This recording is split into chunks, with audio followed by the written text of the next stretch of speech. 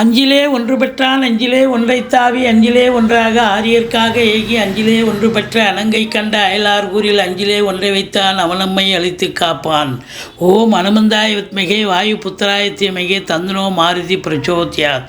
ஓம் சுதர்சனாய வித்மகே மாஜ்வாலாய தீமகே தன்ன சக்கர பிரச்சோத்யாத். யோகி ராம் சுரத்குமார் யோகி ராம் சுரத்குமார் யோகி ராம் சுரத்குமார் ஜெயகுரு ராய ஹரிநாராயண ஹரி துரித நிவாரண பரமானந்த சதாசிவ சங்கர். உலகெங்கிலும் வாழ்ந்து கொண்டிருக்கும் நேயர்களுக்கு டாக்டர் சைதை ராஜாவின் அன்பான வணக்கங்கள். நாம் இப்பொழுது வாக்கிய பஞ்சாங்க அடிப்படையில் வார ராசி பலன்கள் மே 27 முதல் ஜூன் 2 வரைக்கும் உள்ளடக்கிய நாட்களுக்கு கிரகங்கள் ஒவ்வொரு ராசிக்கும் எப்பேற்பட்ட பலன்களை வழங்கப் போகிறது என்பதை பார்க்கலாம் வாங்க. மேஷ ராசி காலபுருஷனுக்கு முதல் ராசி அஸ்வினி பரணி கார்த்திகை முதல் பாதம் உள்ளடக்கியது. இந்த மேஷ ராசிக்கு இந்த வார கிரகங்கள் எப்பேற்பட்ட பலனை வழங்கப் போகிறது? சுமாரான பலன்களை வழங்குமா இல்லை சூப்பரான பலன்களை வாரி வழங்கப் போகிறதா? சூப்பராக இருக்குங்க. எப்படின்னு பார்த்தீங்கன்னா 2ஆம் இடத்துல குரு வந்துட்டார், குடும்பஸ்தானத்தில் குரு வந்துட்டார். தனக்காரகன் தனஸ்தானத்தில் இருந்தால் தன பிராப்தி உண்டல்லவா.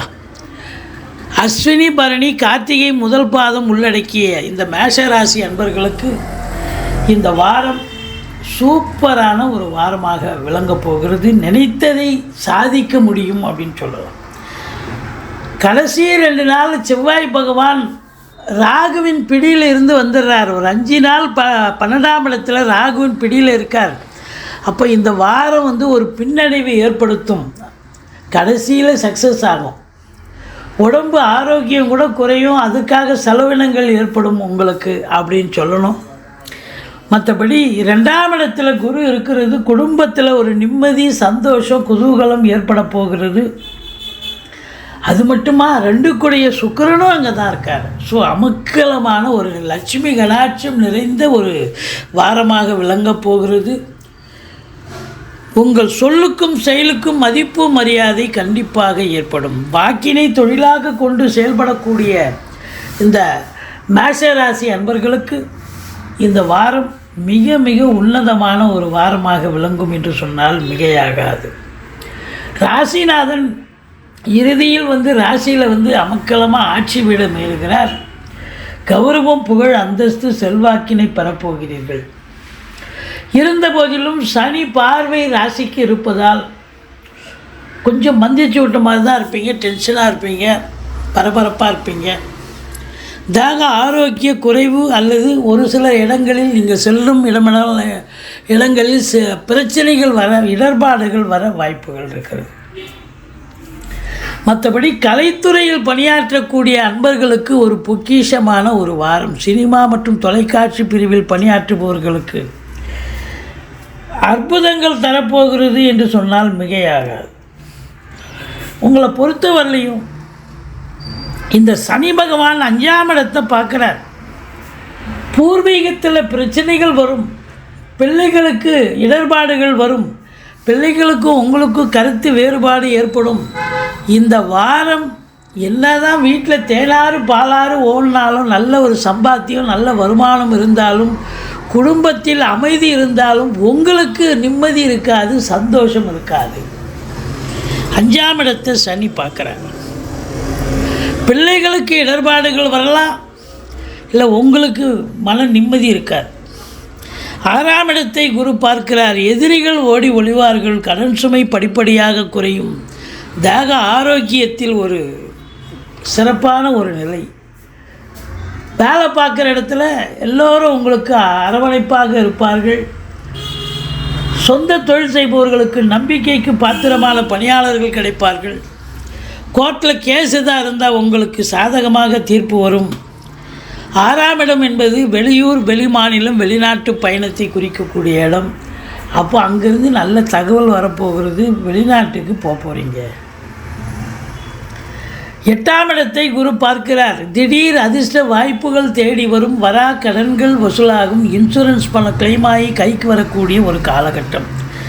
வாரிசு இல்லாத குடும்பங்களுக்கு உங்களை வாரிசாக நியமித்து அவங்களுடைய சொத்து பத்து நகை நட்டு லிக்விட் கேஷ் உங்கள் பெயருக்கு மாற்றி எழுதக்கூடிய விபரீத ராஜயோகம் ஏற்படும். இந்த 8ஆம் இடத்தை சுக்கிரனும் பார்க்குறார், குருவும் பார்க்குறார். அப்போ அதிர்ஷ்டங்கள் தேடி வரக்கூடிய ஒரு அமைப்பு இருக்குது. 8ஆம் இடம் என்பது மறைபொருள் அதிர்ஷ்டம். இது நாள் வரைக்கும் ஏதோ வர வேண்டிய தொகை என்ன கண்டிப்பாக வரும் அப்படின்னு சொல்லலாம். 9ஆம் இடத்து அதிபதி 2க்கு வந்துட்டார். யோக பாக்கியங்கள் நிறைந்த ஒரு வாரம். 10ஆம் இடத்தை குரு பார்க்கிறார். தொழிலில் உத்தியோகத்தில் ஒரு ஸ்திரத்தன்மை ஏற்படும், நல்ல சம்பாத்தியம் ஏற்படும். கேட்குற இடத்துல தொழிலுக்கு கடன் காட்சிகள் கிடைக்கும். அதை வச்சு தொழிலை விரிவாக்கம் பண்ணுங்கள், இல்லை இன்னொரு பிரான்ச்சையும் ஓப்பன் பண்ணுங்கள். புதுசாக வேலைக்காக முயற்சி பண்ணுறவங்க வேலைக்கு முயற்சி பண்ணலாம். வேலையில் ப்ரொமோஷன், இன்க்ரிமெண்ட் கண்டிப்பாக கிடைக்கும். தேவையான இடத்துக்கு டிரான்ஸ்ஃபர் இதெல்லாம் எதிர்பார்க்கலாம்.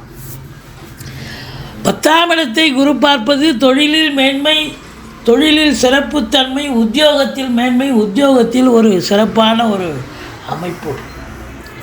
10ஆம் இடத்து அதிபதி 11ல் ஆட்சி பீடம். ரொம்ப சிறப்பாக இருக்குது. நல்ல சம்பாத்தியத்தை பார்க்க போகிறீங்க, சந்தோஷமாக இருக்க போகிறீங்க. சும்மா ஒரு கேஷுவலாக ஒரு தொழில் பண்ணால் கூட அந்த தொழில் பெரிய லெவலில் ரீச் ஆகி சம்பாத்தியத்தை ஏற்படுத்தி தரும். மொத்தத்தில் தொட்ட காரியங்கள் சக்ஸஸ் ஆகும்.